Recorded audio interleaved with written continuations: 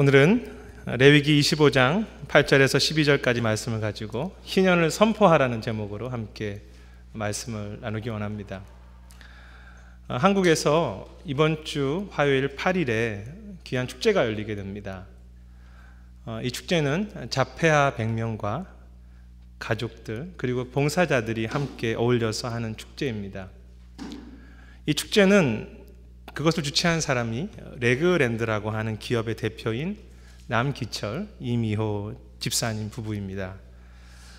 이 장애인 축제는 올해 상반기에도 열렸었는데요, 다시 열리는 행사가 되어서 모두가 함께 식사하고 또 함께 교제하면서 격려하는 가운데 힘든 서로를 위로하는 축복의 시간을 갖게 됩니다. 회복의 시간이라고 말할 수 있겠죠. 이 남기철, 이미호 부부는 제빵 업체를 운영하면서 16년째 자폐아들을 위한 등산을 매주 말마다 진행해 오고 있습니다. 그리고 자신들의 기업에도 이 자폐 장애인들을 직원 전체의 약 50% 정도를 채용하면서 기업을 통해서 장애인들을 섬기고 있습니다. 특히 이 두 부부는 현재 한국에서 장애인 사역으로 비전을 가지고 있는 한 교회의 부장집사으로 섬기시면서 귀한 이 실천을 해오시는 분들이기도 합니다. 생각해 보십시오. 자폐아를 가진 가정들이나 섬기는 봉사자들, 그리고 자폐아 자신들이 때로 얼마나 어렵겠습니까?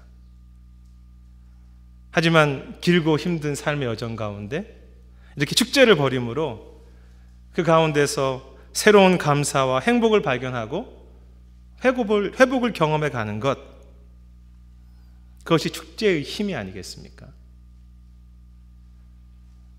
사실 우리가 성경을 살펴보면 성경에는 크고 작은 많은 축제들을 발견하게 됩니다. 그리고 궁극적으로 우리가 마지막에 누려야 할 천국도 어떤 면에서는 이러한 회복과 기쁨이 있는 축제인 것입니다. 이번 달은 추수감사절이 있는 달입니다. 그리고 한 해의 마지막 회기를 마감하는 11월입니다.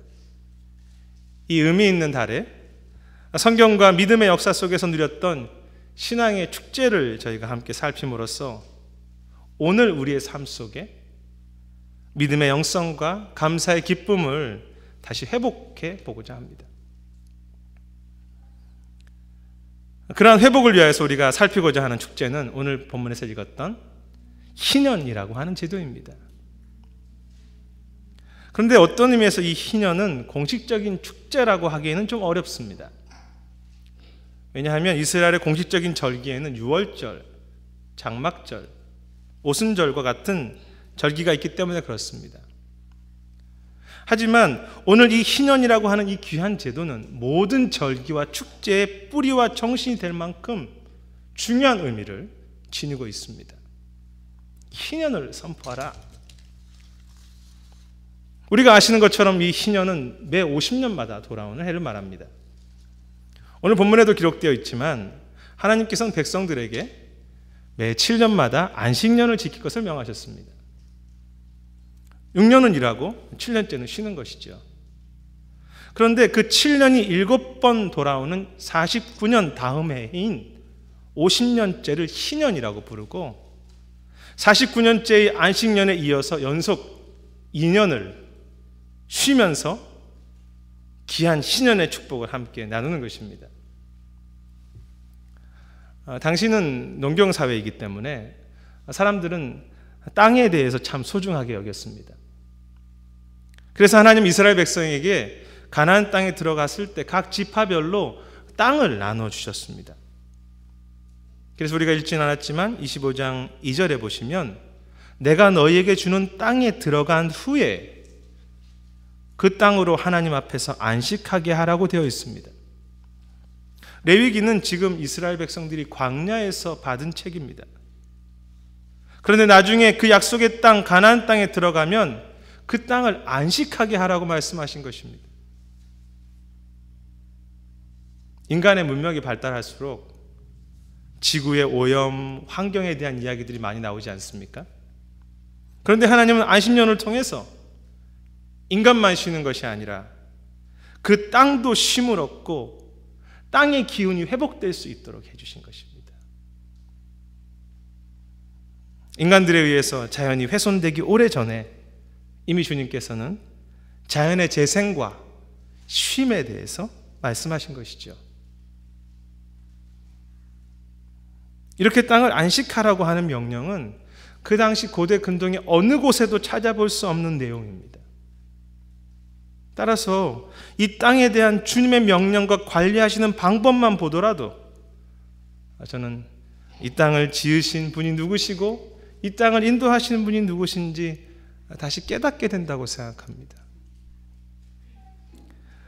원래 이 희년이라는 말은 히브리어로는 양각 나팔이라는 뜻을 가지고 있습니다. 이스라엘 달력의 첫째 날은 속죄일이라고 부르는데 바로 이 속죄일에 양각 나팔을 불면서 희년을 시작하는 것입니다. 상상해 보십시오. 나팔 소리가 여기저기서 울려 퍼지고 사람들은 서로 말합니다. 이제 희년이 시작되었어. 희년이야. 읽었던 우리가 11절 말씀해 보시면 그렇게 기록되어 있습니다.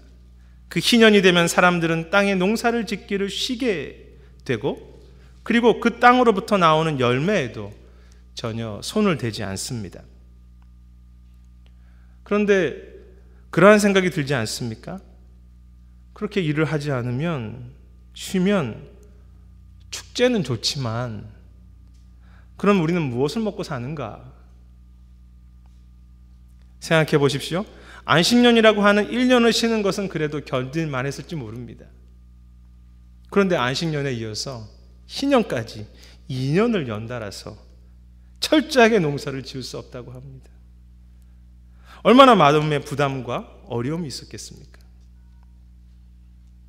우리가 말하면 직장 생활을 하다가 2년 동안 아무것도 벌이가 없이 살아가는 것 같습니다. 그러한 생각을 왜 이스라엘 백성이라고 하지 않았겠습니까? 그 생각이 정확하게 20절에 기록되어 있습니다. 20절 말씀에 보면 그들이 말한다고 합니다. 우리가 만일 제7년에 심지 못하고 거두지 못하면 우리가 무엇을 먹으리까? 라고 질문한다고 하는 것입니다. 그런데 그 질문에 대한 하나님의 답에 우리가 주목할 필요가 있습니다. 21절의 말씀입니다. 무엇이라고 기록되어 있습니까?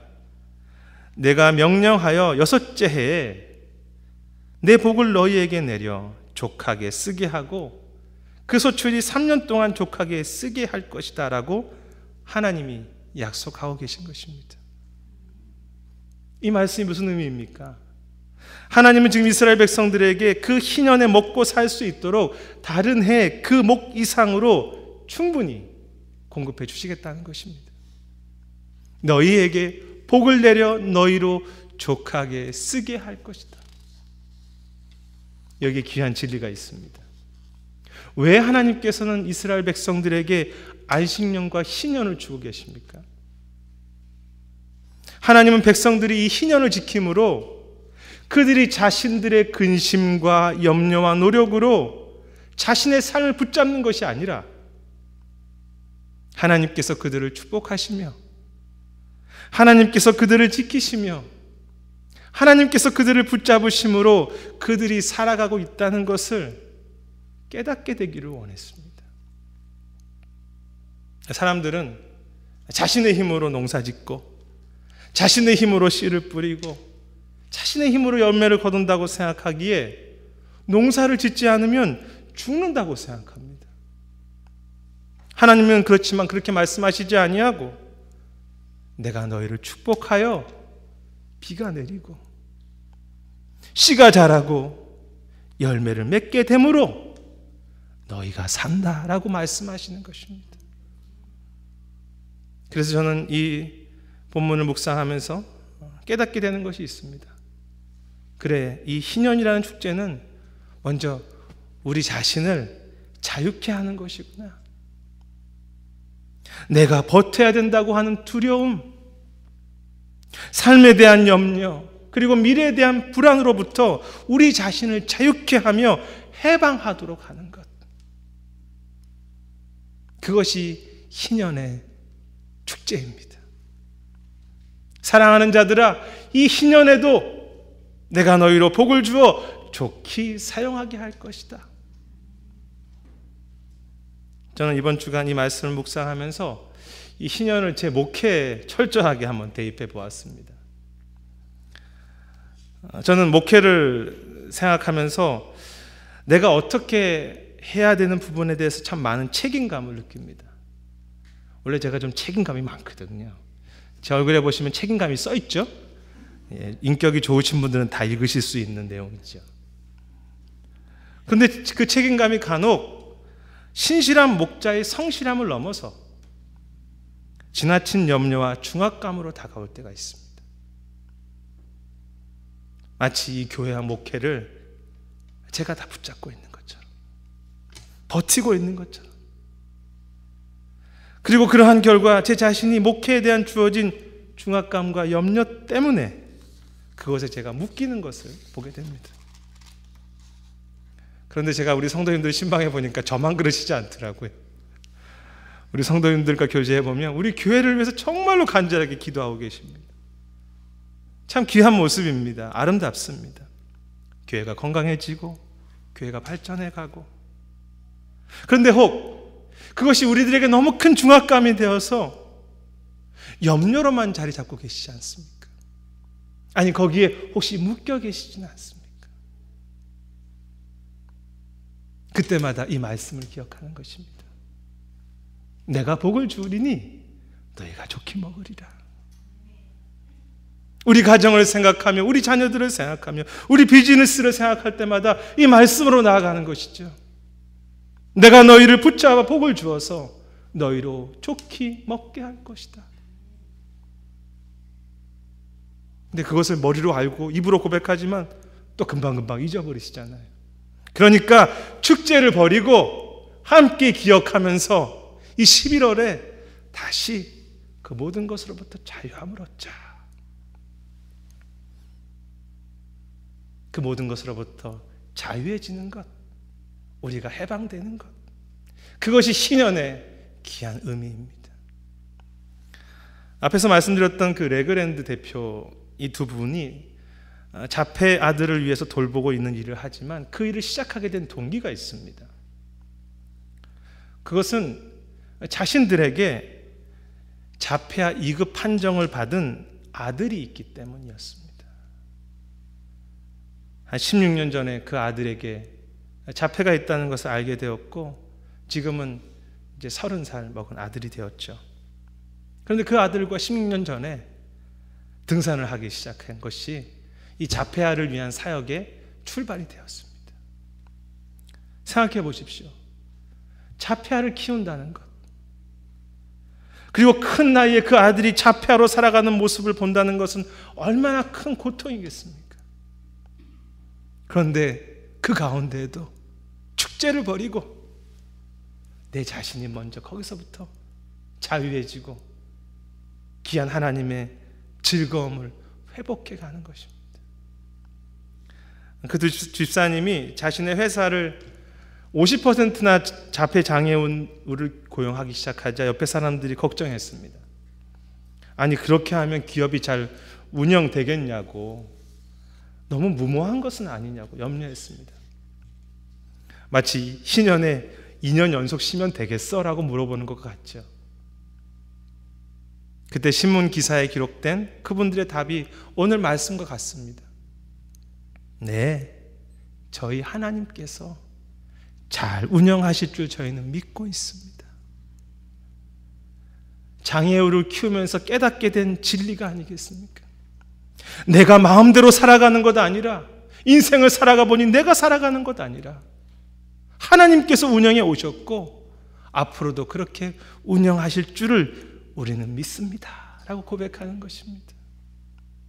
그리고 그들은 지금도 하나님께서 그 기업을 그렇게 운영해 주고 계십니다. 그들의 좋은 소식이 알려져서요, 여기저기에서 선주문이 들어오고 정말로 많은 사람들이 관심을 가지고 사랑으로 그 기업을 도와주고 있다고 합니다. 하나님께서 잘 운영하실 것입니다. 어떻게 그 말이 그냥 한번 입으로 해본 말이겠습니까? 그 속에 힘이